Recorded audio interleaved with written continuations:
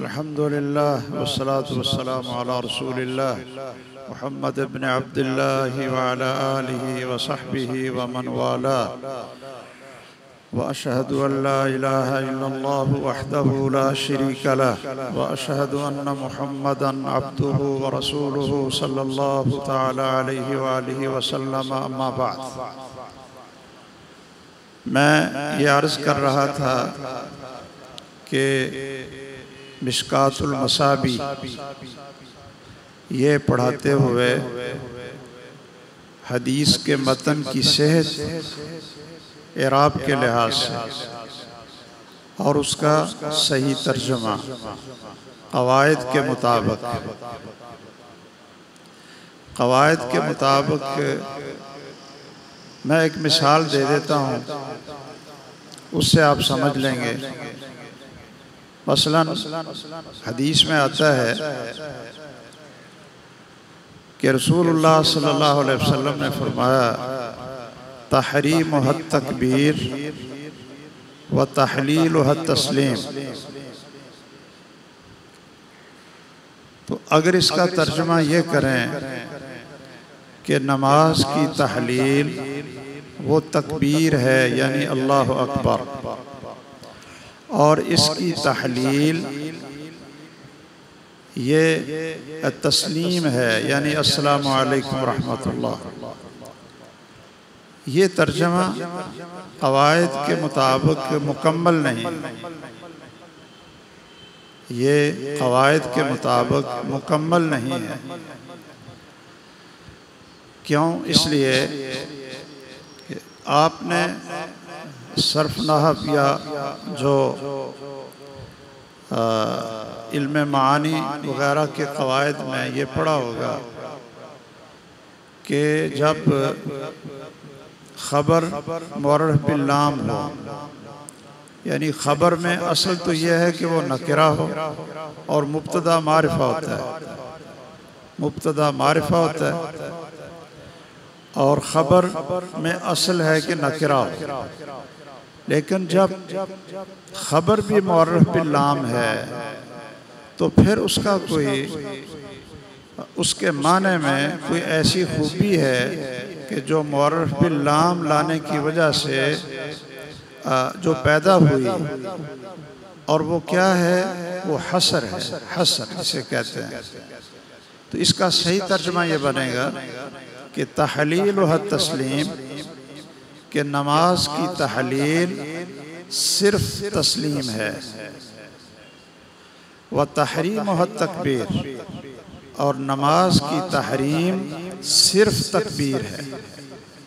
अब आपको पता है कि सिर्फ से कितना माना बदल जाता है। अब सिर्फ का ये माना हुआ कि नमाज की जो तहरीम है यानी जो चीज़ें जायज़ नहीं हैं वो कहाँ से शुरू होती हैं? अल्लाह अकबर से। अब हमारे नज़दीक सिर्फ अल्लाह अकबर का लफ्ज़ है जिससे नमाज शुरू होती है, वरना कुछ लोग ऐसे हैं वो कहते हैं जी सुबहान अल्लाह से शुरू कर लें, अल्हम्दुलिल्लाह से शुरू कर लें, या सुबहान रब्बियल आला से शुरू कर लें, या कहते हैं कि पंजाबी में शुरू कर लें अल्लाह बहुत बड़ा है, या कुछ कहते हैं फ़ारसी में शुरू कर लें अल्लाह बुजुर्ग तरस। लेकिन हम क्या कहते हैं? हम कहते हैं नहीं, तहरीम व तकबीर, इसकी तहरीम सिर्फ तकबीर है, अल्लाह अकबर। अच्छा, नमाज की तहलील कि वो चीज़ें जो नमाज की वजह से हराम हुई थी अब वो हलाल कब होंगी? तो हदीस में क्या है? तस्लीम, कि अस्सलामु अलैकुम, अस्सलामु अलैकुम जब कह देंगे तो जो चीज़ें नमाज की वजह से हराम थी वो सारी क्या हो जाएंगी? हलाल हो जाएंगी। बोलना है, उठना है, बैठना है, खाना है, पीना है, जो भी ये जायज़ चीज़। अच्छा, बाज़ ये कहते हैं कि अगर तशहुद में बैठे बैठे आखिर में आप अस्सलामु अलैकुम ना भी कहें, आप कोई ऐसा लफ्ज़ बोल दें या कोई ऐसी हरकत कर दें जो नमाज के मुनाफी हो, तो नमाज पूरी हो जाएगी, तहलील हो जाएगी। हम कहते हैं नहीं, सिर्फ तस्लीम है। आखिर रसूलुल्लाह सल्लल्लाहु अलैहि वसल्लम ने यहाँ तहरीम व हद तकबीर, अत-तकबीर कहा, सिर्फ तकबीर है। व तहलील व हद तस्लीम, और इसकी तहलील सिर्फ अत-तस्लीम है। तो इसमें सिर्फ से बहुत बड़ा फ़र्क पड़ जाएगा माने में, आप हजरात जानते हैं। तो हमें चाहिए कि मिशकात तक पहुँचते हुए तलबा को समझ आ जाती है कि हसर क्या होता है और ख़बर, मुक़द्दम, मुअख्खर और किन वजह से हसर पैदा होता है। तो इसलिए सही तर्जुमा करें और उसका सही मफ़हूम बयान कर दें। मिशकात की ये बात हो रही थी, हदीस पर हुक्म लगा दें। और ये भी मैंने अर्ज़ किया था कि मिशकातुल मसाबी में भी अहादीस नक़ल हैं दूसरी किताबों से, और बसा औक़ात अल्फाज का फ़र्क हो जाता है, अल्फाज का फ़र्क हो जाता है। कई दफ़ा मिशकात का मतन पढ़ेंगे ना तो समझ नहीं आएगी, गड़बड़ हो जाएगी। और आप उस हदीस को असल किताब से निकाल लें, सही बुखारी से या सही मुस्लिम से या सुनन अबी दाऊद से, तो कुछ वाव का, फ़ा का और कुछ इस तरह के अल्फाज का फ़र्क पड़ जाएगा, जिससे इबारत को समझना आसान हो जाए। मैं एक मिसाल देता हूँ कि मिशकात, साहिब मिशकात ने एक हदीस नकल की मुस्नद इमाम अहमद से कि जब तुम अज़ान का जवाब दो तो उसी तरह कहो जिस तरह मुअज्जिन कहता है, लेकिन जब हय्या अलस्सलाह हो तो फिर कहो ला हौला वला कुव्वता इल्ला बिल्लाहिल अलिय्यिल अज़ीम। और जब हय्या अलल फलाह कहे तो फिर कहो ला हौला वला कुव्वता इल्ला बिल्लाह। आगे है रवाहु अल इमाम अहमद अफिल मुस्लिम। अच्छा, इन अल्फाज को देखकर मुल्ला अली कारी रहमहुल्लाह ने इसमें एक नुक्ता भी बयान कर कि जी हय्या अलस्सलाह के वक्त ला हौला वला कुव्वता इल्ला बिल्लाहिल अलिय्यिल अज़ीम का इजाफा है, और हय्या अलल फलाह के वक्त सिर्फ ला हौला वला कुव्वता इल्ला बिल्लाह है। इसकी हिकमत क्या है? तो वो बेचारा इसकी बड़ी लंबी चौड़ी हिकमत भी बयान करने लगा, लेकिन जब असल किताब में देखा मुस्नद इमाम अहमद में कि हदीस के अल्फाज क्या, तो वहाँ क्या था, दोनों तरफ ही ला हौला वला कुव्वता इल्ला बिल्लाह। अब जब दोनों तरफ सिर्फ इतना ही है और वो असल किताब से पता चला, तो फिर इसकी हिकमतें बयान करने की ज़रूरत क्या थी। इसलिए मिशकात में भी जो अहादीस हैं उनको भी असल मुराजा की तरफ देख लिया जाए। और मिशकात के अंदर अहादीस मुतारिस भी हैं। मुतारिस एक हदीस आ जाएगी कि आप रफ़्उल यदैन करते थे, और फिर अब्दुल्ला इब्न मसऊद की रिवायत वो नकल कर देंगे कि आपने सिर्फ एक ही दफ़ा रफ़्उल यदैन की। तो आपने यहाँ तलबा को पूरी की पूरी अत-तहक़ीक़ रासिख़ फ़ी अन्ना अहादीस अर्रफ़्अ लैसा लहा नासिख़ वो पढ़ाने की बजाय, या कोई और हमारी रफ़्उल यदैन के ऊपर सारी किताब बताने की बजाय मुख्तसर सा इसका जवाब दें और आगे चलते जाएं। इसी तरह जो मुतारिज़ अहादीस हैं उनका आप तत्बीक दे दें, अगर सही ज़ईफ़ है वो आप बयान कर दें, और जल्दी आप आगे चलते जाएं और इसको मुख्तसर पढ़ाएं, इबारत ज़रूर सही करवाएं। और मैं यहाँ एक और अर्ज़ करूँगा कि मिशकात शरीफ पढ़ाते हुए जो पढ़ाने वाले हज़रात हैं, वो अगर मौजूदा शुरूफ पर इक्तिफ़ा करेंगे, यानी उनको चाहिए कि वो मिशकात जिसने पढ़ानी है वो मिरातुल मफाती भी पढ़े, मिरक़ात भी देख ले, और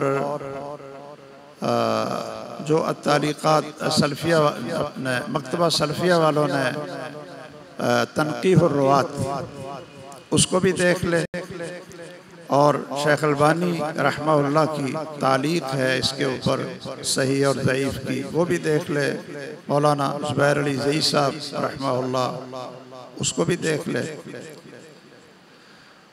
मैं जो आखिरी आज के मौजू में किताब है उसके बारे में मैं कुछ अर्ज़ करना चाहता हूँ। वो है जी सुनन अन-नसाई। इसको मुज्तबा भी कहते हैं, मुज्तबा। और ये इमाम नसाई की ये किताब है, सुनन है। ये पहली किताब है जो सनद के साथ आप पढ़ें, सनद के साथ, हद्दसना फुला क़ाला हद्दसना फुला क़ाला हद्दसना फुला। तो इमाम नसाई रहमहुल्लाह का मुख्तसर तर्जमा वो सीयर आलाम नुबला से देखकर जो मोटी मोटी चीज़ें हैं वो आप बता दें, जो मोटी मोटी और अहम चीज़ें हैं वो आप बता दें।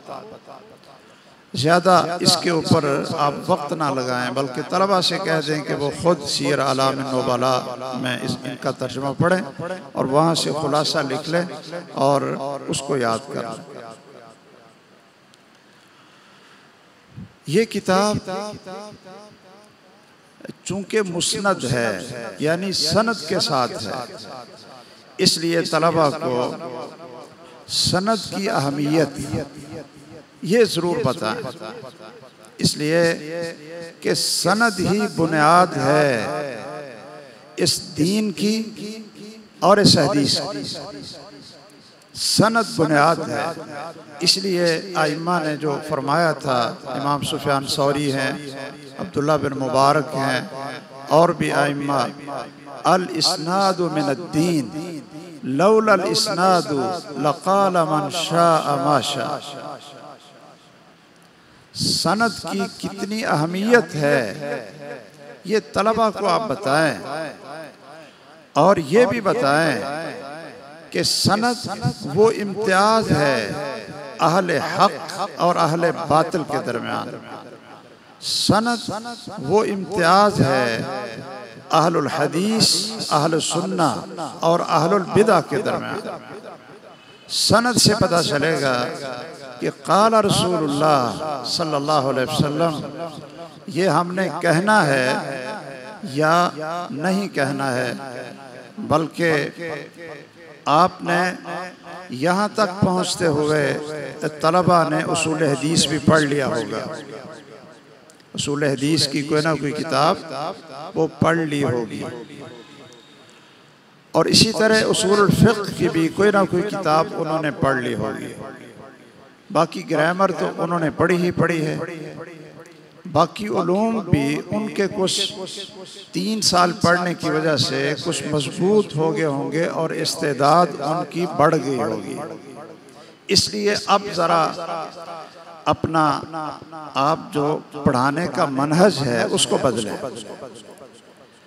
कि सनद के जो मशहूर रुवात हैं मुहद्दिसीन, उनका आप तारुफ करवा दें।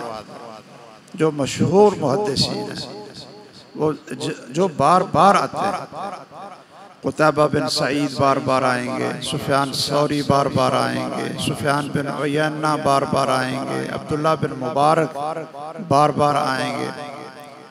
तो आप मशहूर मुहद्दिसीन जिनके नाम बार बार आते हैं, आप उनका मुकम्मल नाम और उनकी तारीख़ वफ़ात, ताकि तबक़ात का पता चल जाए, ये आप तलबा को आप साथ साथ लिखाते जाएं।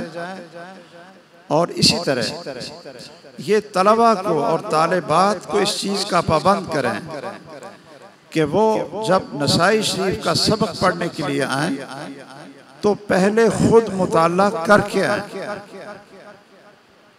पहले खुद मुताला करके आएँ और आप अगर एक एक तालिब इल्म को एक हदीस दे दें कि आपने ये हदीस इसकी सनद के रिजाल वो आपने तहज़ीब व तहज़ीब में देखने और उनका मर्तबा वो आपने तक़रीब व तहज़ीब के शुरू में जो मुक़द्दिमा है आपने वहाँ देखना है।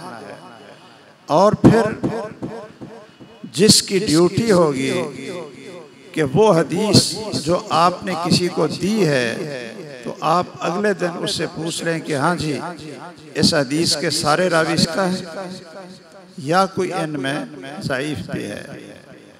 इसके दो फ़ायदे होंगे। एक तो तलबा की जो तत्बीक है यानी जो मश्क है वो शुरू हो जाएगी, और दूसरा फ़ायदा ये होगा कि तलबा को लाइब्रेरी में जाना, मुताला करना, किताबें पढ़ना, किताबों का तारुफ, इन चीज़ों का तलबा को पता चलता जाएगा।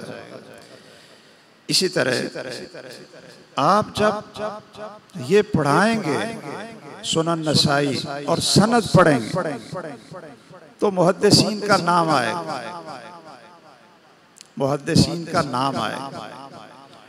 और जब एक रिवायत को बयान करने वाले दो होंगे या दो सनदें होंगी तो हा से आगे वो इकट्ठी हो जाएंगे, यानी तहवील सनद हो जाएगा। तो जब दो सनदें होंगी और दो रावी बयान करने वाले होंगे तो ये मुहद्दिसीन कई दफ़ा कह देते हैं कि वल्लफ्ज़ु लहू, कि इसको बयान करने वाला फलां भी है, फलां भी है, वल्लफ्ज़ु लहू, और जो आगे मतन में अल्फाज आने वाले हैं वो फलां मुहद्दिस के हैं, पहले दोनों के नहीं हैं। यानी अल्फाज में फ़र्क है, माना एक है,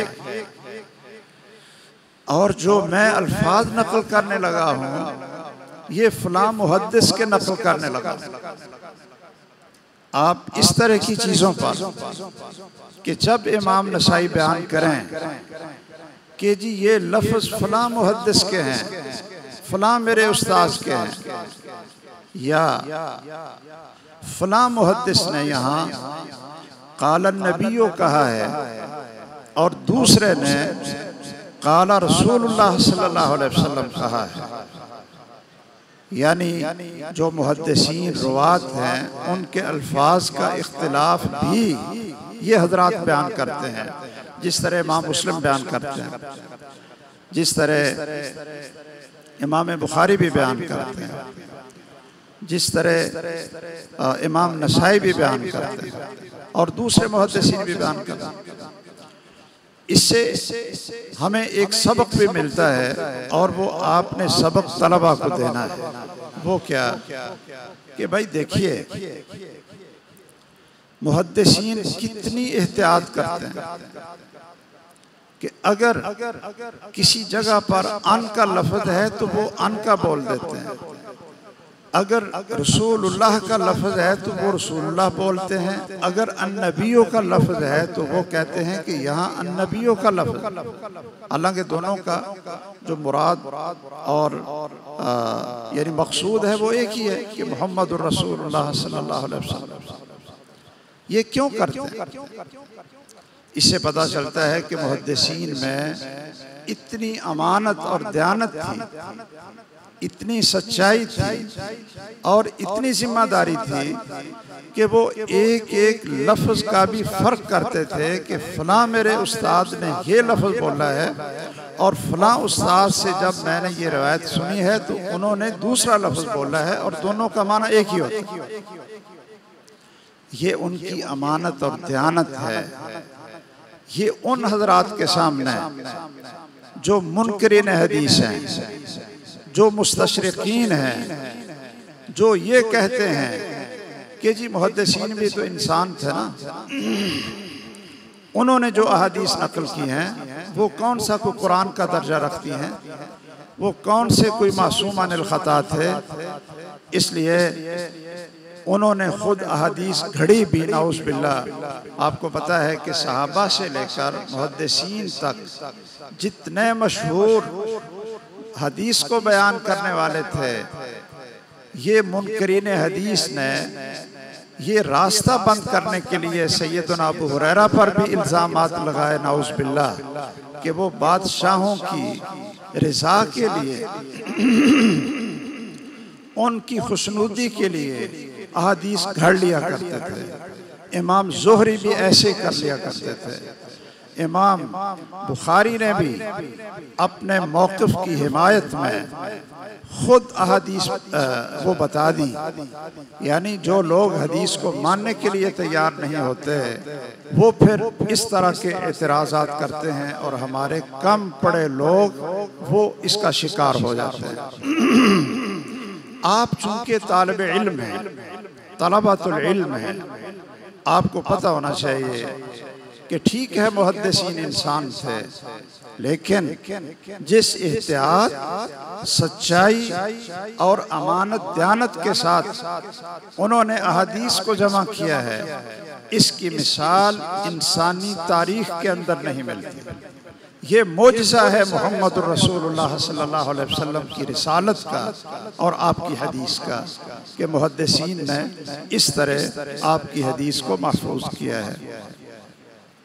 और इससे ये पता चलेगा कि मुहद्दिसीन तो इतने अमानत और दयानत वाले थे कि हजार हजार अशरफी वो पानी में बहा देते थे कि कहीं इल्ज़ाम ना लग जाए कि फलां ने मेरे 100 या 10 दीनार चोरी कर लिए।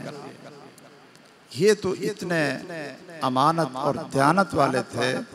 अब्दुल्लाह इब्न मुबारक रहमहुल्लाह शाम में जाते हैं, शाम जाते हैं और एक उस्ताद के पास हदीस पढ़ने के लिए, लिखने के लिए बैठे हैं, तो उनकी कलम वो टूट गई, तो उन्होंने अपने साथी से उधार कलम ले ली और हदीस लिखी। जब वापस खुरासान की तरफ आए, खुरासान की तरफ वापस आए, तो खुरासान पहुंचे और फिर जब उन्होंने अपना सामान देखा तो उसमें वो कलम था जो उन्होंने अपने वहां किसी साथी से उधार लिया। उन्होंने क्या किया, उसी वक्त घोड़े पर सवार हो, सैकड़ों मील शाम और खुरासान, इसका फासला देखिए, सैकड़ों मील का फासला तय करके वो दोबारा शाम जाते हैं, दमिश्क में जाते हैं और उस अपने साथी को तलाश करके उसको वो कलम देते हैं जो उस दौर में ये लकड़ी की बनाई हुई होती थी।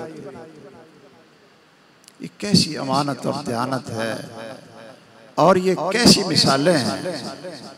इसलिए सनद और इसके रिजाल का कुछ तारुफ और उनके कुछ ऐसे वाक़यात जिनसे उनकी अज़मत और मोहब्बत वाज़े हो, ये सनद पढ़ाते हुए आपको उनका तज़किरा करना चाहिए। और इसके लिए जो पढ़ाने वाले हज़रात हैं या पढ़ाने वाली हमारी मुअल्लिमात हैं, उनको चाहिए कि वो सीयर आलाम नुबाला इसका मुताला ज़रूर रखें। हमने अपने दौर में ऐसे ऐसे अपने साथियों को देखा है कि जिनसे हमने पूछा कि आपने सीयर आलाम नुबाला कितनी दफ़ा पढ़ी है, तो वो कहते हैं जी मैंने 4 दफ़ा पढ़ी है, अब 5वीं दफ़ा मैंने फिर इसको शुरू किया। बहुत ज़बरदस्त किताब है ये, मुहद्दिसीन की अज़मत बयान करने के लिए, उनके सिफ़ात बयान करने के लिए।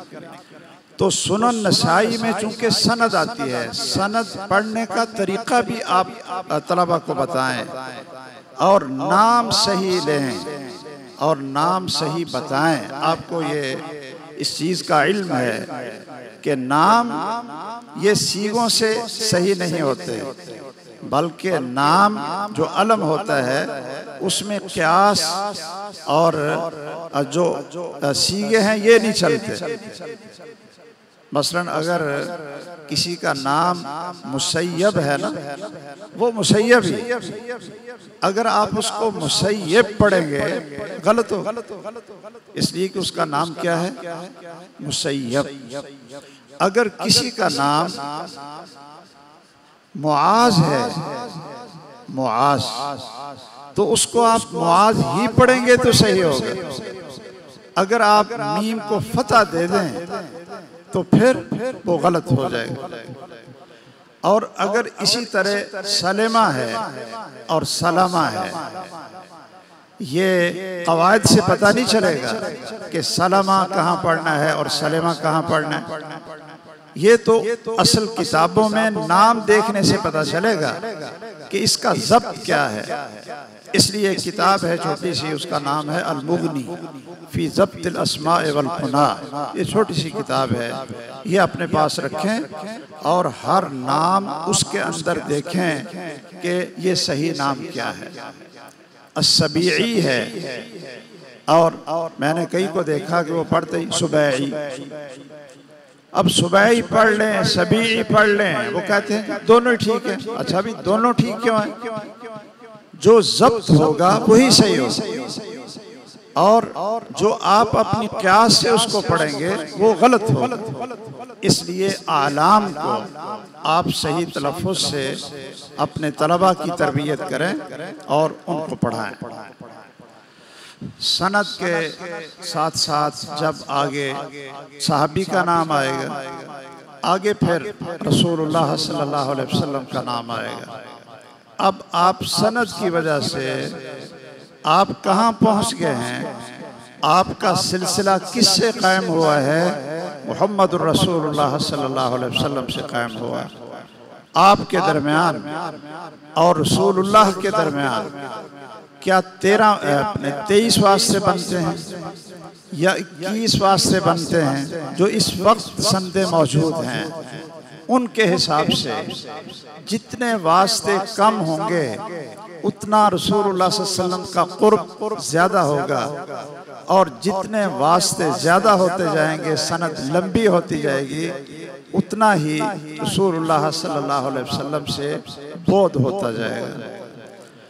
जब आगे आप फिर रसूलुल्लाह का लफ्ज़ बोलेंगे तो उसको प्यार और मोहब्बत से बोलें, इतनी मोहब्बत से बोलें, और हदीस को बार बार पढ़ें, रसूलुल्लाह का लफ्ज़ बार बार लें, और दुरूद पढ़ने में बुखल ना करें। अगर ज़्यादा अहादीस भी पढ़नी है तो ये ना कहें जी काला रसूलुल्लाह, ऐसे ऐसे जल्दी जल्दी आगे आप चलते जाएं, और सल्लल्लाहु अलैहि वसल्लम कहते हुए भी आप कहें जी ये तो टाइम लगेगा। हदीस हमें इस मोहब्बत से पढ़नी चाहिए, इस मोहब्बत से पढ़नी चाहिए। इमाम मालिक रहमहुल्लाह फरमाते हैं, मा बित्तु लैलतन, मा बित्तु लैलतन। ये इमाम मालिक बहुत बड़े मुहद्दिस भी हैं, फ़क़ीह भी हैं, और हदीस का एहतराम और रसूलुल्लाह सल्लल्लाहु अलैहि वसल्लम से मोहब्बत जो मुहद्दिसीन को थी, ये हमने किसी और में नहीं देखी। ये कुछ लोगों के दावे तो जरूर हैं कि हमें जी बड़ी मोहब्बत है, बड़ी मोहब्बत है। इमाम मालिक रहमहुल्लाह वो फरमाते हैं, मा बित्तु लैलतन इल्ला वक़द रअयतु फ़ीहा रसूलुल्लाह सल्लल्लाहु अलैहि वसल्लम। फरमाते हैं मैं सारा दिन काला रसूलुल्लाह सल्लल्लाहु अलैहि वसल्लम कहता था, उस मोहब्बत और एहतराम से कहता जो पीछे मैंने उनका बताया है कि इमाम मालिक जब हदीस पढ़ाने के लिए बैठते तो उनका लिबास क्या होता, उनकी पगड़ी क्या होती, और वो तलबा को अदब क्या सिखाते। इस हदीस के एहतराम में अल्लाह ने उनको ये शर्फ दिया। हिलियतुल औलिया में लिखा है उनके तर्जुमे में, वो फरमाते हैं कि मेरी जिंदगी में एक रात भी ऐसी नहीं गुजरी कि जिसमें मैंने मुहम्मदुर रसूलुल्लाह सल्लल्लाहु अलैहि वसल्लम की ज़ियारत ना की। इल्ला वक़द रअयतु फ़ीहा रसूलुल्लाह। ये किस चीज का असर है?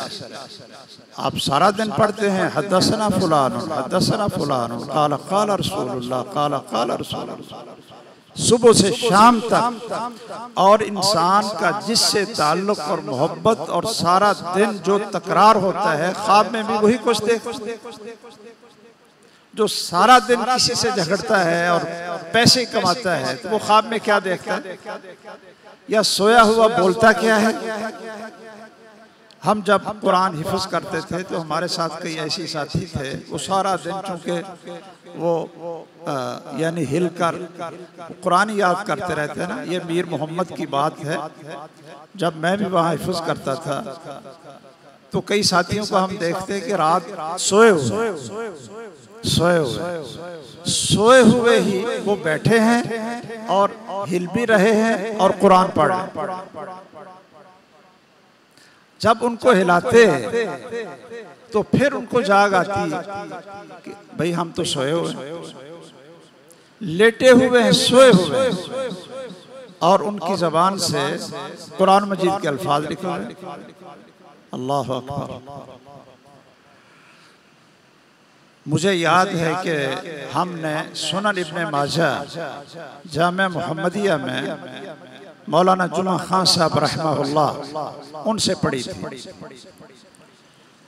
वैसे वो सारी की सारी जो किताबें पढ़ाते थे ना, या उनको दी जाती थी, वो या उसूल फ़िक़्ह होती थी, या फ़िक़्ह होती थी, या मंतिक़ होती थी, या फ़लसफ़ा। ये किताबें उनको दी जाती थी, और उनके दिल में रसूलुल्लाह सल्लल्लाहु अलैहि वसल्लम की हदीस से इतनी मोहब्बत थी कि वो हर साल वो तड़पते थे कि मुझे कभी, हमारे जो सदर मुदर्रिस थे हज़रत मौलाना शेखुल हदीस मौलाना अब्दुल हमीद हज़ारवी रहमहुल्लाह रहमतन वासिआ, कि वो कभी मुझे किसी साल हदीस थे। तो ऐसा हुआ कि हमारी जो हदीस थी सुनन इब्ने माजा, ये उनके पास चली। उन्होंने पहले तो सबको मिठाई खिलाई, सबको मिठाई खिलाई कि मुझे अब ये पढ़ाते हुए काला काला रसूलुल्लाह काला काला रसूलुल्लाह, ये मुझे शर्फ मिलेगा। और जब फिर हमने उनसे इब्ने माजा सुनन इब्ने माजा पढ़ी, वो फरमाने लगे, एक उन्होंने बात की थी, अल्लाह आलम, यानी कैसे इंसान के दिल में पढ़ाते हुए या उसके दिल में रसूलुल्लाह सल्लल्लाहु अलैहि वसल्लम की कितनी मोहब्बत है, दिल की कैफियत को तो अल्लाह ज़्यादा जानता है। और आप भी इस बात को याद रखें, ये हमारे लिए सबक है, दर्स, कि हम बसा औक़ात किसी का एक ज़ाहिर अमल देख कर ये समझते हैं कि जी बहुत बुरा आदमी, लेकिन उसके दिल में अल्लाह और उसके रसूल की मोहब्बत कितनी है। गलती तो हो जाती है। आपने सही बुखारी में पढ़ा होगा, आप उलमा है माशाअल्लाह। एक शख्स था, वो शराब पी लेता था, बार बार शराब पी लेता, आप उसको सजा देते, तो उसने एक दफा फिर शराब पी, रसूलुल्लाह सल्लल्लाहु अलैहि वसल्लम के पास उनको लाया, और आपने फिर साहबा से कहा कि इसको सजा दो। सजा देते हुए किसी एक की जबान से ये लफ्ज निकल गए, लाअनहुल्लाह लाअनहुल्लाह। इसको शर्म नहीं आती? ये बार बार शराब पीता है और रसूलुल्लाह सल्लल्लाहु अलैहि वसल्लम के पास आ जाता है, सजा भी लेता है, और ज़बान से क्या निकला, लाअनहुल्लाह। रसूलुल्लाह सल्लल्लाहु अलैहि वसल्लम ने इसको बर्दाश्त किया। अगर आप यहाँ उलमा है माशाअल्लाह, मुदर्रिसीन हैं और हमारी माशाअल्लाह बड़ी काबिल कदर मुअल्लिमात हैं, आलिमात हैं, यहाँ एक नुक्ते को समझ लें कि एक होता है आम हुक्म और एक होता है खास इंसान पर हुक्म, जिसको हम मुअय्यन पर हुक्म कहते हैं, मुअय्यन। और एक होता है मुतलक के ऊपर हुक्म, आम हुक्म की हैसियत और होती है और मुअय्यन शख्स पर हुक्म की हैसियत और होती है। और ये ज़मीन व आसमान का फ़र्क, और ये सिवाय अहले हदीस अकीदा और मनहज के किसी और को इसकी समझ नहीं। मैं ये भी आपको बता देता, जब उस शख्स ने कहा ना लाअनहुल्लाह, अब आप ये मुझे बताइए कि क्या शराब पीने वाले पर, पिलाने वाले पर, बनाने वाले पर, उठाने वाले पर, बेचने वाले पर, लेने वाले पर, इन 10 के ऊपर अल्लाह के रसूल सल्लल्लाहु अलैहि वसल्लम ने लानत की है या नहीं की? क्यों जी, किया ना। शराबी पर, शराब पीने वाले पर अल्लाह के रसूल सल्लल्लाहु अलैहि वसल्लम ने लानत की, लेकिन जब इस मुअय्यन शख्स को इसको कहा कि लाअनकल्लाह, लाअनहुल्लाह, तो रसूलुल्लाह सल्लल्लाहु अलैहि वसल्लम फरमाने लगे ला तलानु ला तुईनु अलैहि शैतान फ़इन्नहु युहिब्बुल्लाह व रसूलहु। आप इस पर लानत न करो, आप इसके खिलाफ शैतान की मदद न करो। ये वो शख्स है युहिब्बुल्लाह व रसूलहु, ये अल्लाह और उसके रसूल से मोहब्बत करने वाला है। अब इसकी समझ सिर्फ अहले हदीस को आ सकती है, उलमा को आ सकती है, आम आदमी को नहीं आएगी। और ये मैं थोड़ा सा इसका भी जिक्र करता हूँ। तो मौलाना जुमा खान साहब रहमहुल्लाह फरमाने लगे, कहने लगे वो कैसा उस्ताद होगा, वो कैसा उस्ताद होगा कि जो सारा दिन पढ़ता पढ़ाता है काला रसूलुल्लाह, काला रसूलुल्लाह, काला रसूलुल्लाह सल्लल्लाहु अलैहि वसल्लम, और फिर उसको ख्वाब में रसूलुल्लाह सल्लल्लाहु अलैहि वसल्लम की ज़ियारत नहीं होती। मुझे आज तक, हम उस वक्त बड़ी छोटी उम्र में थे, आज तक मुझे उनकी बात याद है। और मैं जब इमाम मालिक की इस बात को पढ़ता हूँ हिलियतुल औलिया में, कि वो फरमाते हैं कि मा बित्तु लैलतन, मेरी ज़िंदगी की कोई रात ऐसी नहीं गुजरी कि जिसमें मैंने मुहम्मदुर रसूलुल्लाह सल्लल्लाहु अलैहि वसल्लम की ज़ियारत न की। ये सुनन नसाई जो आप चौथी क्लास में पढ़ाएंगे, उनमें एक और चीज़ भी पहली किताबों से मुख्तलिफ होगी। वो क्या होगा कि हर हदीस के ऊपर तकरीबन वो एक बाब कायम करेंगे। ये तरीका ना मिशकातुल मसाबी में है, ना बुलुगुल मराम में है, और ना ही नुखबतुल हदीस में है। तो इमाम नसाई क्या करेंगे, इमाम अबू दाऊद, इमाम तिरमिज़ी, इमाम बुखारी रहमहुल्लाह क्या करेंगे, एक तर्जुमातुल बाब कायम करेंगे, फिर नीचे अहादीस जिक्र करेंगे। अगर कोई शख्स गौर से तर्जुमातुल बाब और हदीस को समझने की कोशिश करे कि कहाँ से इन्होंने इस मसले का इस्तिंबात किया है, तो ये अंदाज उसको खुद फकीह और मुफ्ती बना दे। और ये भी ज़हन में रखें कि इमाम नसाई की जो किताब सुनन नसाई है, ये बाकी सुनन में सबसे ज़्यादा करीब है सही बुखारी के, दो लिहाज से ये बाकी सुनने अरबा में, जो सुनने अरबा में ये सुनने अरबा हैं, इनमें सुनन नसाई ये इमाम बुखारी की किताब सही के सबसे ज़्यादा करीब है, दो लिहाज। एक सेहत के लिहाज, अगर आप सुनन इब्ने माजा को, अबू दाऊद को और जामे तिर्मिज़ी को देखेंगे तो उनमें ज़ईफ़ अहादीस की तादाद ज़्यादा है बनिस्बत सुनन नसाई के इसके अंदर ज़ईफ़ हदीस की तादाद उनके मुकाबला में बहुत कम है। तो सेहत के लिहाज से सुनन अरबा में सबसे ज़्यादा करीब इमाम बुखारी के कौन हैं? इमाम नसाई, ये सुनन नसाई। और दूसरी खुसूसियत इसकी कि फ़िक़ही अबवाब और हदीस के इस्तिंबात और इस्तिखराज मसाइल में दिक्कत, बारीक बीनी, इसमें इमाम नसाई की किताब सही बुखारी के सबसे ज़्यादा करीब। इमाम अबू दाऊद के अबवाब बड़े वाज़ेह हैं, उनमें कोई मुश्किल नहीं होती। इमाम तिर्मिज़ी के अबवाब बड़े वाज़ेह होते हैं, बड़े ज़ाहिर होते हैं। इमाम इब्ने माजा की जो तबवीब है वो भी बड़ी वाज़ेह होती है। तर्जुमातुल बाब और हदीस की तस्बीक में कोई मुश्किल नहीं आती, पता होता है कि ये वाज़ेह है और यहाँ से इन्होंने ये बाब कायम किया है।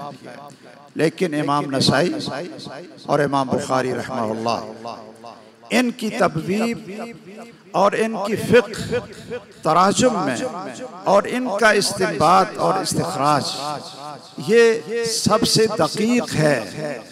इसलिए आपने इसको भी समझने की कोशिश करनी है। बल्कि मैं अगर ये भी अर्ज़ कर दूँ कि हमारे मौलाना अताउल्लाह हनीफ रहमहुल्लाह उनकी जो किताब है तारीक़ात सलफ़िया, किताबुल अहकाम जो इमाम नसाई की है इसी के अंदर सुनन में, वहाँ उन्होंने एक बाब के नीचे लिखा है कि इमाम नसाई रहमहुल्लाह ने जो बाब कायम किया इसी तरह का एक बाब इमाम बुखारी ने किताबुल एतिसाम में कायम किया। लेकिन जो ताबीर इमाम नसाई ने की वो इमाम बुखारी से इस तर्जुमातुल बाब में ज़्यादा अदक और ज़्यादा खूबसूरत। तो आपने माशाल्लाह नसाई शरीफ पढ़ानी है तो आपको फिर चाहिए कि बहुत ज़्यादा मुताला करना पड़ेगा। आपको जहाँ रिजाल का, जहाँ तराजुमे मुहद्दिसीन का, जहाँ हदीस की सेहत और ज़ौफ़ का, ये आपको पता करना पड़ेगा और बताना पड़ेगा अपने तलबा को और उनको मशक़ करवानी पड़ेगी। इसी तरह आपको जो उसूलुल फ़िक़्ह है और फ़िक़ही इस्तिंबात हैं उनके अंदर भी आपको मेहनत करनी पड़ेगी और अपने अंदर दिक्कत पैदा करनी पड़ेगी। अपने आप को कसरत मुताला से अपने आप को लैस करना पड़ेगा और एक किताब को बार बार पढ़ा करें, बार बार पढ़ा करें। शायद आपने सुना होगा उलमा से या पढ़ा होगा इमाम मुज़नी जो इमाम शाफी के शागिर्द थे और ये इमाम शाफी रहमहुल्लाह से कई दफ़ा एक एक बात पूछने के लिए 50-50 दफ़ा उनसे पूछते और उनके माथे पे शिकन नहीं आती। वो हमारी तरह नहीं कहते थे कि आपने तो मेरा सारी खा लिया और तेरा दिमाग ये क्या इंसान का है या किसी और का है। एक दफ़ा मैंने समझाया, दूसरी दफ़ा मैंने समझाया, 10 दफ़ा मैंने आपको बता दिया है और फिर आप पूछते जा रहे। हमारा हौसला तो इतना होता है ना, मुहद्दिसीन का हौसला इतना था। इमाम मुज़नी कहते हैं कि मैं कई दफ़ा मुझे समझ नहीं आती थी, मैं 50 दफ़ा भी पूछता था एक ही चीज़ इमाम शाफी से और वो मुझे बगैर गुस्से के और बगैर डांटने के बताते थे। वो फरमाते हैं कि मैंने इमाम शाफी का रिसाला आप जानते हैं कि उसूल फ़िक़्ह की और उसूल हदीस की सबसे पहली ये किताब है। इसमें उसूल हदीस भी हैं और उसूल फ़िक़्ह भी है। ये सबसे पहली किताब है। इमाम मुज़नी कहते हैं कि मैंने रिसाला इमाम शाफी की 500 दफ़ा पढ़ी है। कितनी दफ़ा? 500 दफा पढ़ी है और मैंने जब भी इसको पढ़ा है तो मुझे इससे नए और जदीद नुक्ते समझ में आए हैं जो पहले नहीं आते थे।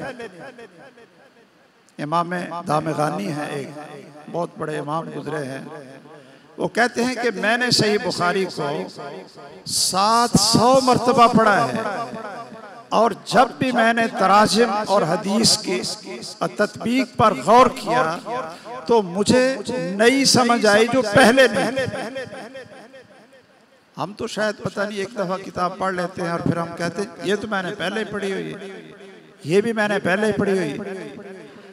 सुनन नसाई पढ़ाने वाले और जामे तिर्मिज़ी अपने मिशकात पढ़ाने वाले, इनको अपने मुताले में वुसअत देनी चाहिए और नसाई पढ़ाने वालों को सिर्फ अत्तालीक़ात सलफ़िया पर इक्तिफ़ा नहीं करना चाहिए, खुद अपना मुताला उनको बढ़ाना चाहिए। वो शेखुल इस्लाम इब्न तैमिया की किताबें पढ़े हैं, शेखुल इस्लाम इब्न क़य्यम की किताबें पढ़े हैं, इमाम इब्न अब्दुल बर की किताबें पढ़े हैं, इमाम बहकी की असुनन कुबरा पढ़े और इसी तरह जितने मुहद्दिसीन और फ़ुक़हाए मुहद्दिसीन मशहूर हैं उनकी किताबों का मुताला करें। और ये भी ज़रूरी नहीं है कि जितना कुछ पढ़ें वो सारे का सारा आप हर रोज़ तालिब इल्म को बताएं तो माशाअल्लाह फिर आप एक दो बार भी पढ़ाएंगे तो फिर ये किताब ख़त्म नहीं होगी। खुद मुताला करें, आपको पता होना चाहिए, उसकी ज़रूरत पड़ेगी, उसका खुलासा और नुक्ता वो बता दें, मुताला का हासिल बता दें और सारा मुताला बताने की ज़रूरत नहीं है। इमाम नसाई रहमहुल्लाह जब तराजुम कायम करते हैं उसमें आप देखेंगे, अगर आप पहले साल पढ़ा रहे हैं नसाई शरीफ, इस पर गौर करना, अगर बार बार आपको अल्लाह ने मौका दिया है इस पर भी गौर करना कि मुख्तलिफ अहादीस लाकर वो तराजुम भी मुख्तलिफ होते हैं। किसी के ऊपर ये तर्जमा कायम कर दिया कि नमाज में रफ़ुल यदैन करने का बाब है और फिर अब्दुल्लाह इब्न मसऊद की रवायत को जिक्र किया तो क्या तर्जमा कायम कर दिया, बाब तर्क रफ़ुल यदैन, दोनों बाब कायम कर दिए। जब सूरत फातिहा पढ़ने के अबवाब आए वहां भी उन्होंने मुख्तलिफ बाब कायम कर दिए। ला सलाता लिमन लम यक़रा, इसके ऊपर बाब कायम कर दिया, बाब वुजूब क़िराअतिल फातिहा फ़ी सलाह। और जब इज़ा क़रअ फ़अन्सितू फ़न्तहन्नासु अनिल क़िराअति फ़ीमा जहरा फ़ीहि रसूलुल्लाह सल्लल्लाहु अलैहि वसल्लम, जब ये रिवायत आई तो उसके ऊपर बाब कायम कर दिया कि जहरी नमाजों में इमाम के पीछे क़िराअत छोड़ देना, तर्किल क़िराअ फ़ी सलात अल्लती जहरा फ़ीहा अल इमाम। अच्छा, इससे आप हज़रात क्या समझें? हमें समझना चाहिए कि ये जो मुहद्दिसीन मुख्तलिफ अबवाब कायम करते हैं इसलिए कायम करते हैं ताकि पढ़ने वाले के सामने दोनों तरह के दलाइल मौजूद हों, दोनों तरह के दलाइल। वो किसको तरजीह देता है, ये उसका इल्म और उसका इज्तिहाद और उसका इल्मी रसूख है कि वो तरजीह किसको देता है। लेकिन जो भी जिसको तरजीह दे और हदीस के दलाइल की बुनियाद पर दे तो उनमें से आप किसी को भी मुनकर हदीस नहीं कहेंगे, बल्कि दोनों ही मुहद्दिसीन और दोनों ही अहलुल हदीस के इमाम हैं। अगर मैं इस बात को थोड़ा सा आप हजरात के सामने खोलने के लिए और बता दूं, इस तरह समझ लें कि इमाम के पीछे सूरतुल फातिहा का मसला ये बड़ा हमारे नज़दीक जो ये बर्रे सगीर पाकिस्तान और हिंदुस्तान के अहले हदीस है ना जी, ये हमारे नज़दीक बड़ा हसास मसला है, वो इसके कायल नहीं है। जो इमाम दारुल हिजरा हैं, इमाम मालिक रहमहुल्लाह, जिनकी हदीस से मोहब्बत का मैंने अर्ज किया है कि वो कहते हैं मैं हर रात रसूलुल्लाह सल्लल्लाहु अलैहि वसल्लम की ज़ियारत करता था। वो भी जहरी नमाजों में इमाम के पीछे फातिहा पढ़ने के कायल नहीं है, कहते हैं कि नहीं पढ़े। शेखुल इस्लाम इब्न तैमिया को आप देख लें। चलो इनसे आगे चले जाएं, आप अब्दुल्लाह इब्न अब्बास रज़ी अल्लाह तआला जो फ़क़ीहुल उम्मत हैं और तर्जुमानुल कुरान हैं, मुफस्सिर कुरान हैं, वो क्या फरमाते हैं? सही सनद से उनसे साबित है कि जहरी नमाजों में इमाम के पीछे फातिहा ना पढ़ी जाए। आपने जामे तिरमिज़ी पढ़ी और पढ़ाई होगी, उसमें सही सनद से इमाम तिरमिज़ी रहमहुल्लाह हज़रत जाबिर रज़ी अल्लाह ताला अन्हु से बयान करते हैं कि ये जो हदीस है ला सलाता लिमन लम यक़रा बिफ़ातिहतिल किताब, इसका माना यह है कि ला सलाता लिमन लम यक़रा बिफ़ातिहतिल किताब इल्ला अन यकूना वराअल इमाम। ये कौन कहते हैं? हज़रत जाबिर रज़ी अल्लाह ताला अन्हु। हज़रत जाबिर इब्ने अब्बास का फतवा मैंने आपको बता दिया। और इमाम अहमद, क्या वो अहले हदीस नहीं थे? इमाम मालिक, क्या वो अहले हदीस नहीं थे? शेखुल इस्लाम इब्न तैमिया रहमहुल्लाह, क्या वो अहले हदीस नहीं थे? इमाम इब्न क़य्यिम रहमहुल्लाह, क्या वो अहले हदीस नहीं थे? ये बात याद रखें कि जिन मसाइल में इज्तिहादी इख्तिलाफ हो जाता है, हमारा और सबका ये मौक़िफ़ है कि मन असाब फलहु अजरान व मन अख्ता फलहु अजरुन, कि जो दुरुस्त इज्तिहाद से दुरुस्त फतवे को पहुंचा उसको 2 अजर मिलेंगे और जो खता पे हुआ उसको 1 अजर मिलेगा। ये मुहद्दिसीन की तबवीब ये हमारे अंदर वुसअत पैदा करती है कि हम दूसरे के बारे में अपने दिलों में वुसअत पैदा करें। ये ना समझें कि जो मैंने फतवा दे दिया है ये तो नस है और नस की मुखालफत ये कुफ्र है, और जो मैंने हदीस सुना दी है अब जो इसके मुताबिक नहीं फतवा देगा वो इस हदीस का मुनकिर है। तो क्या आप ये कह सकते हैं कि ला सलाता लिमन लम यक़रा बिफ़ातिहतिल किताब की हदीस का मुनकिर इमाम अहमद भी थे, इमाम मालिक भी थे, इब्ने अब्बास भी थे, हज़रत जाबिर भी थे, इमाम इब्न तैमिया भी थे और इमाम इब्न क़य्यिम भी थे, और एक सही हदीस का मुनकिर वो तो मुसलमान नहीं रहता अगर आप इसको मुनकिर कहते हैं।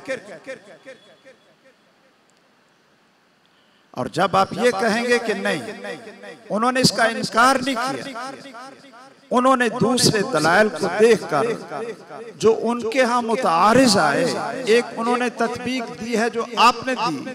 अगर आपको इख्तियार है किसी मसले में तत्बीक देने का और एक राज्य मौक़िफ़ इख्तियार करने का, तो किसी दूसरे को भी आप ये हक दे दें, उस पर फतवा ना लगाएं। ये तलाक़ सलासा के मसले में पूरी उम्मत में यानी आइम्मा अरबा में कोई हमारे साथ नहीं। क्यों जी? कोई हमारे साथ नहीं। आइम्मा अरबा और उनके फुक़हा यही कहते हैं ये 3 तलाक़ें वो एक ही दफ़ा दें तो 3 ही हो जाती हैं, और हम हमारे यहाँ के जो अहले हदीस हैं हम कहते हैं कि नहीं जी वो एक ही तलाक़ होती है। अब क्या हम ये कहें कि वो हदीस के मुनकिर थे? आइम्मा अरबा ही मुनकिर थे? नहीं, हम कहेंगे कि उन्होंने जो समझा उन्होंने ये फतवा दिया है, हदीस को उन्होंने कबूल किया है। और ये जुमला शायद आपको याद हो, सारी उसूल फ़िक़ह की किताबों में लिखा है अत-तअवीलु फ़र्उल क़बूल, अत-तअवीलु फ़र्उल क़बूल, कि जब आप उसकी तावील करते हैं कि जी नहीं जी ये तो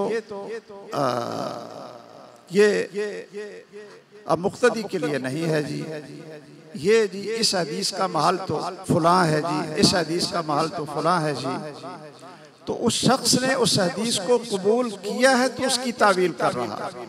अत्तावीलु फरुल कबूल। इसलिए आपको रफ़ुल मलाम अन अइम्मतिल आलाम, इस किताब का नाम लिखें। ये शेखुल इस्लाम इब्न तैमिया की किताब है और इसका मुताला करें, बार बार पढ़ें, ताकि हमारे अंदर जो एक मुखालिफ के बारे में शिद्दत है, नफरत है और उसको इस्लाम से निकालने तक हम चले जाते हैं, और फिर इतनी नफरत होती है हमारे दिमागों में कि ये तो बिदअती लोग हैं, ना हम इनसे सलाम लेंगे और ना इनका जनाजा पढ़ेंगे और ना हम इनको अपने करीब आने देंगे। मैं तो आपको ये भी बताने लगा हूँ कि जब आप सुनन नसाई पढ़ाएंगे और तराजिम देखेंगे तो आपको ऐसे मुहद्दिसीन इसमें नजर आएंगे कि जिनका अकीदा अहले सुन्नत पर नहीं होगा, बल्कि लिखा होगा कि हुआ रूमिया बितशय्यो, इसके अंदर शीइयत थी, इसके अंदर कदरियत थी, इसके अंदर इर्जा था, इसके अंदर एतिजाल था। क्या आप ये मुहद्दिसीन के तराजुम में नहीं पढ़ते? इमाम बुखारी के जो रिजाल हैं, क्या उनके अंदर अहलुल बिदा, जिनको आप और हम लोग बिदअत सुगरा कहते हैं, तो है तो बिदअत में, बिदअत सुगरा हो कुबरा हो, है तो बिदअत है। तो जब दीन की जरूरत पड़ी तो हमारे मुहद्दिसीन के अंदर इतना इंसाफ और एतदाल था कि उनको अगर किसी बिदअती के पास भी वो हदीस मिली है तो उसको उस्ताद बनाने में और उसके पास जाने में और उससे हदीस पढ़ने में उन्होंने अपने अंदर कोई हर्ज महसूस नहीं किया। ये हमारे अंदर पता नहीं कहाँ से शिद्दत आ गई। हम उनको इस्लाम के करीब करीब ये रहने नहीं देते, और कुफर और इस्लाम की हमने ये जंग बनाई हुई है मसालक की आपस के अंदर। हमारे सल्फ का ये मनहज नहीं है, मुहद्दिसीन का ये मनहज नहीं है। इसलिए जब आप इमाम ये नसाई पढ़ाएंगे, सुनन नसाई, तो आप मुहद्दिसीन के तराजुम में ये चीज़ें देखेंगे और फिर आपको समझ आएगी कि हमारे अंदर एतदाल होना चाहिए, और फिर आपको समझ आएगी कि एक ही शख्स के अंदर ईमान और कुफर ये इकट्ठा हो सकता है। एक ही शख्स के अंदर ये बुग़्ज़ और वला ये हमें इकट्ठी करनी पड़ेगी, और एक ही शख्स के बारे में मुआलात और मुआदात ये भी हमें रखनी पड़ेगी। एक मोमिन है, मुसलमान है, और उसका कोई कबीरा गुनाह हमारे सामने नहीं है, तो उससे हमारी कामिल मोहब्बत होगी, इसलिए कि इसका हमारे नज़दीक ईमान और इस्लाम कामिल है, मुत्तकी आदमी है, परहेज़गार आदमी है। एक दूसरा आदमी वो शराब पीता है लेकिन ईमान है उसके अंदर, तौहीद है, नमाजी है, सारी खूबियां मौजूद हैं, लेकिन ये उसको एक जो है ना खता, एक गलती और कबीरा गुनाह इसकी उसको आदत पड़ गई, वो शराब पीता। अब उसके साथ हमने क्या करना है, अपने दिल में उसके ईमान की वजह से उसके साथ मोहब्बत भी करनी, इसलिए कि मोमिन है, मुसलमान है, और उसके शराबी होने की वजह से उससे हमने नफरत और बुग़्ज़ भी रखना है। अब ये एक दिल में किसी के बारे में बुग़्ज़ और मोहब्बत ये दोनों इकट्ठी करनी हमने, कुफर और ईमान इकट्ठा होगा। इमाम बुखारी के अगर आप तराजिम और इसी तरह इमाम नसाई के तराजिम के बाब कुफ्रुन दूना कुफ्रन, कि कुफर के मरातिब हैं। कुछ कुफर ऐसे हैं जो इस्लाम से खारिज नहीं करते, इंसान मुसलमान रहता है लेकिन वो कुफर की खसलत का मुर्तकिब होता है। जुल्मुन दूना जुल्म, फिस्कुन दूना फिस्क, बाबु अल मआसी मिन अम्रिल जाहिलिया। ये मुहद्दिसीन के तराजिम हमें क्या बताएंगे? हमारे अंदर एतदाल पैदा करेंगे जो शायद हमारे मुताले के अंदर वुसअत और रसूख की वजह से वो एतदाल हमारे अंदर पैदा नहीं है। इसलिए नसाई शरीफ पढ़ाने वाले हजरात को तराजिम से भी और अबवाब फिक़हिया से भी उनको सोच कर हाँ तरजीह दें वो कि भाई राजे मौक़िफ़ ये है, लेकिन दूसरे को मुनकर हदीस कहना और उसके बारे में फतवे लगाने, बल्कि एक ही शहर में एक ही मसलक के उलमा वो आपस में एक दूसरे के खिलाफ फतवे लगाते रहें। मैं तो हैरान होता हूँ कि हमारे यहाँ तो कभी फतवे नहीं लगे। अगर कोई रुकू के बाद हाथ बांधता है तो हम उससे पूछते हैं। हमारे पास तलबा ऐसे आते हैं जी, हमारे मरकज़ तरबिया में सिंध के तलबा आते हैं, अरब से तलबा आते थे, मुख्तलिफ मदारस से तलबा आते हैं, और कुछ ऐसे हैं कि जो रुकू के बाद हाथ बांधते हैं, अक्सर नहीं बांधते वो कई। अब तो खैर वहाँ अल्हम्दुलिल्लाह हमारे यहाँ बड़ी वुसअत और एतदाल आ गया है। पहले शुरू में नमाजी मुझे कहते थे अब सब देखो ये क्या करते हैं, ये तो हाथ बांधता है। मैंने कहा ये ठीक है, इसको बांध लें। अच्छा फिर आप क्यों नहीं बांधते? मैंने कहा मैं भी ठीक करता हूँ, मैं नहीं बांधता। हम तलबा से कहते हैं कि अगर आपके नज़दीक हदीस के मुताबिक इसको तरजीह है कि हाथ बांधना है, फिर अगर आप छोड़ेंगे तो गुनाहगार होंगे। और अगर आपके नज़दीक हदीस के लिहाज से फहम और तरजीह हाथ ना बांधने की है तो फिर आप बांधेंगे तो गुनाहगार होंगे, लेकिन नहीं बांधेंगे तो अगर 2 अजर नहीं मिलेंगे तो 1 अजर तो जरूर मिलेगा।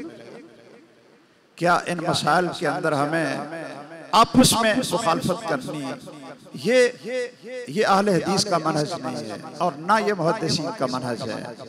तो नसाई शरीफ पढ़ने वाले हजरात को बहुत अपने मुताले को वसी करना चाहिए और तराजिम को, मुहद्दिसीन को, आगे काला काला रसूलुल्लाह को ये देख कर अपनी ज़िंदगी का मनहज वो कायम करना चाहिए, तवाज़ुन कायम करना चाहिए, एतदाल कायम करना चाहिए जो मुहद्दिसीन का मज़हब है। हमारा तो मज़हब अल्लाह के फजल से इतना खरा है, इतना एतदाल वाला है कि खारजी लोग वो हमें काफिर कहते थे।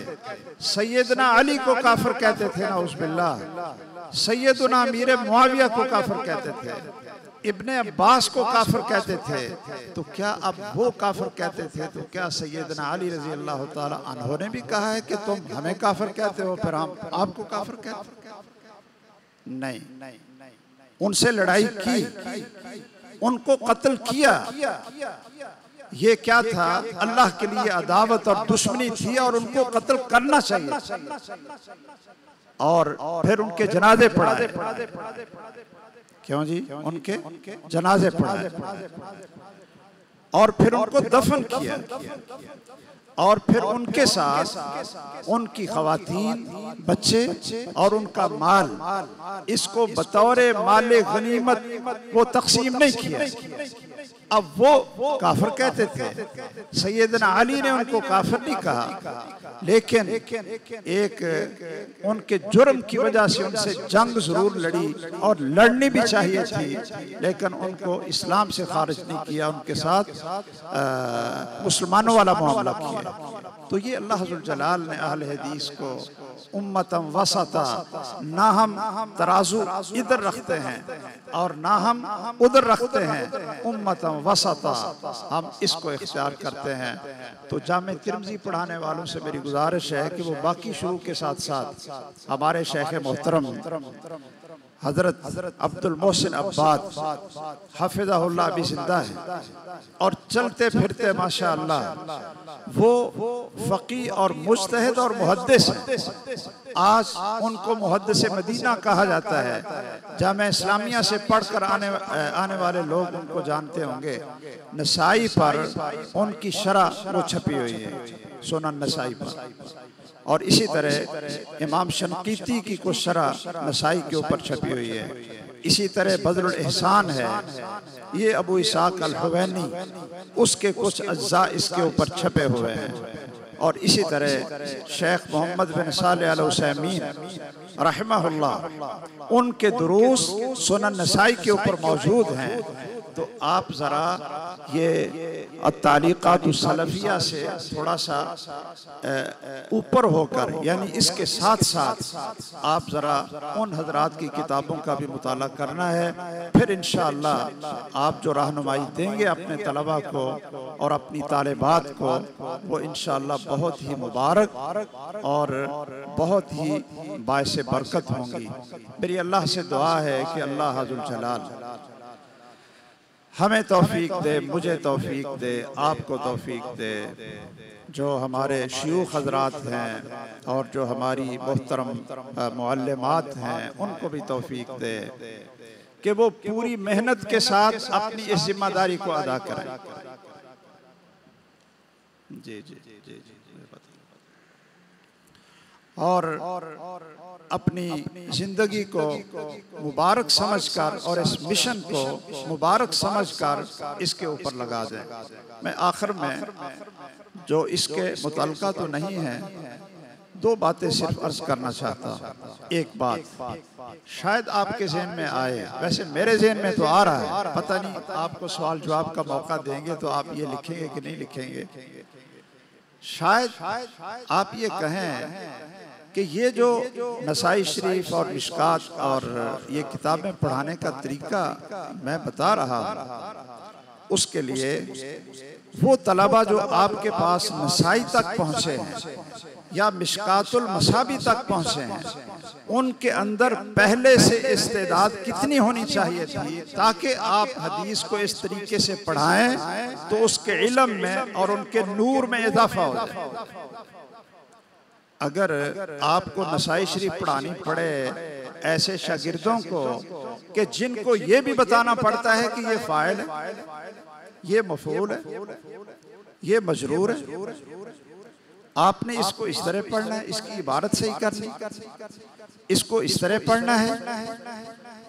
आप उनको नसाई ही नहीं पढ़ा रहे, बल्कि आप उनको इल्म नाब भी आपको पढ़ानी पड़े, आपको इल्म सर्फ भी साथ पढ़ानी पड़े, आपको उसूल हदीस की किताबें भी साथ पढ़ानी पड़े कि आपने उसूल हदीस में ये पढ़ा था, अब यहाँ इसकी समझ क्यों नहीं आ रही, आपने उसूल फिक़्ह में ये पढ़ा है तो आपको यहाँ उसके इंतबाक की जो तरीका है वो क्यों नहीं आ रहा। आपको तो उसूल याद ना रहे, उसूल हदीस याद ना रहा, नहव सर्फ याद ना रही, इबारत पढ़ना ना आई, तो फिर नसाई जिस तरह मैं तरीका बता रहा हूँ पढ़ाने का, वो आप उस तालिब इल्म को कैसे पढ़ाएंगे। इसलिए मेरी गुजारिश है आप हजरात से भी और जो जामियात और मदारिस के जिम्मेदारान हैं, हमारी माएँ बहनें हैं या हमारे भाई और बुजुर्ग हैं, मैं उनसे गुजारिश करूँगा कि वो पहली क्लास से लेकर पहली क्लास से ऐसे ऐसे असातिज़ा चुन कर रखें जो अपने फन में माहिर और लायक। देखिए, आपने अगर फल अच्छा लेना है तो जमीन बंजर हो, उसमें पानी अच्छा डाल दें, आपको फल नहीं मिलेगा। या जमीन अच्छी है, आप उसमें पानी कड़वा डाल दें, या चलो जमीन भी अच्छी, पानी भी अच्छा, उसमें बीज आप मरा हुआ डाल दें, चलो बीज भी अच्छा हो, लेकिन उसके पकने तक, उसके फल आने तक आप उसकी हिफाजत और निगाहदाश्त न करें तो क्या आप उस खेती का फल ले लें? पानी भी अच्छा हो, ज़मीन भी अच्छी हो, बीज भी अच्छा हो, और फिर हर वक्त उसकी रियायत। सिर्फ एक हम अगर हदीस को पढ़ाने का तरीका बता देंगे और बाकी सारी कमज़ोरियां अगर हर तरफ से उस तालिब इल्म के अंदर मौजूद होंगी तो फिर तो आप ये नसाई में भी, बल्कि बुखारी पढ़ाते हुए भी आप उनको बताएंगे कि ओ भाई ये फ़ाइल है, इसको मरफू पढ़ ले, और ये मफूल बनता है, इसको मनसूब पढ़ ले। उसको आप इल्म नाब भी पढ़ाएंगे साथ साथ, और साथ साथ उसको बुखारी शरीफ भी पढ़ाएंगे। और ये एक कमी हमारे अंदर, सबसे बड़ा सबब इसका उर्दू किताबें तलबा के लिए पढ़ना और असातिज़ा के लिए उर्दू किताबें पढ़ना और खुलासे पढ़ना, ये सबसे बड़ा ज़हर कातिल है और ये सबसे बड़ा मोहलिक और सबसे बड़ा मुफसिद है।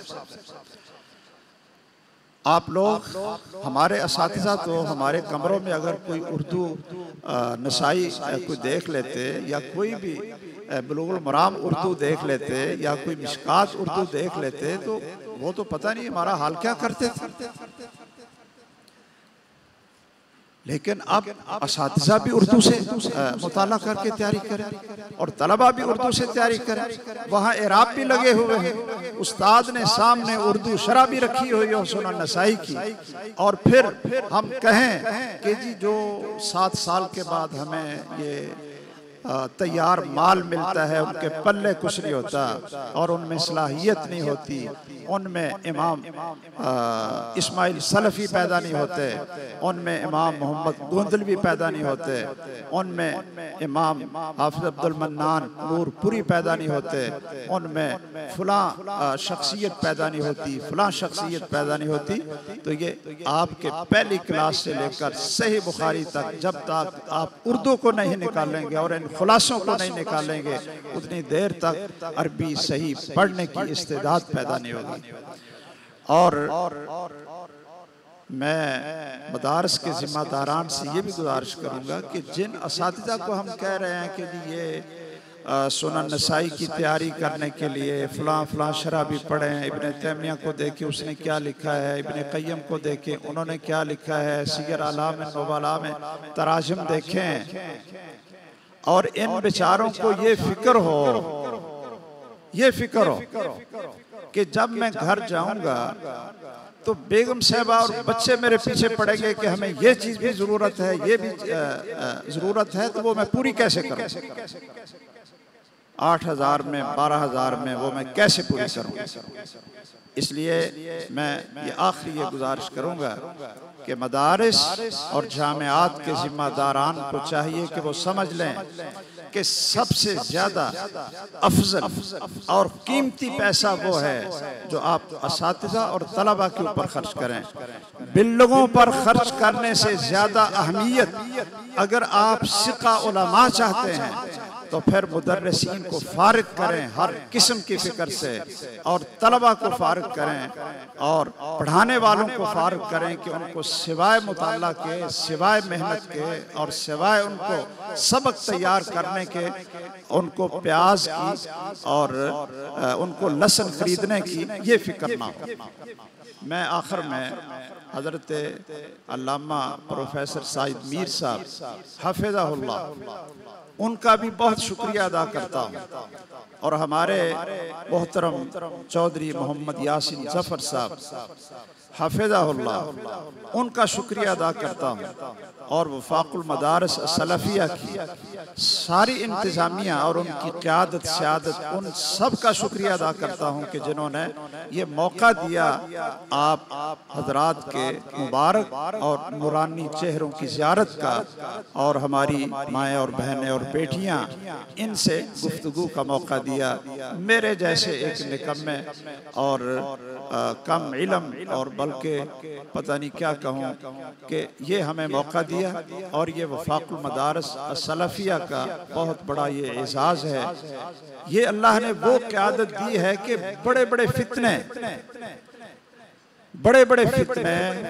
22 सालों से दीनी मदारस के ऊपर आए, जब से अफगानिस्तान का जिहाद खत्म हुआ तो मदारस के ऊपर सारा बोझ पड़ा। लेकिन अल्लाह ताला जज़ाए खैर दे हमारी इस क़यादत को कि इन्होंने तमाम मदारस का दिफा भी किया है, इनकी तर्जुमानी भी की है और इनको मनवाया भी है। अगरचे कुछ लोगों ने और नाम पर भी ये कोशिश की कि ये कमज़ोरी और दरार डाली जाए, लेकिन ये अल्लाह का अल्हम्दुलिल्लाह फैसला और उसका हुक्म और ये हमारे ऊपर इनाम है कि वफ़ाक़ुल मदारिस सलफ़िया पाकिस्तान इस वक्त भी एक चट्टान की तरह मजबूत है और बिला तफरीक सारे सलफ़ी मदारिस की खिदमत कर रहा है बग़ैर किसी तफरीक के। अल्लाह अज़्ज़ल जलाल इसकी क़यादत को, इसको बनाने वाले और चलाने वाले और इसको इस तरह आबाद रखने वाले अल्लाह इनकी ज़िंदगियों में बरकत फरमाए। और मेरी तरफ से बहुत बहुत मुबारक और बहुत बहुत शुक्रिया इन सब हजरात का। और इसी तरह जो यहाँ जिन्होंने ये एहतमाम किया, हमारे मौलाना हाफिज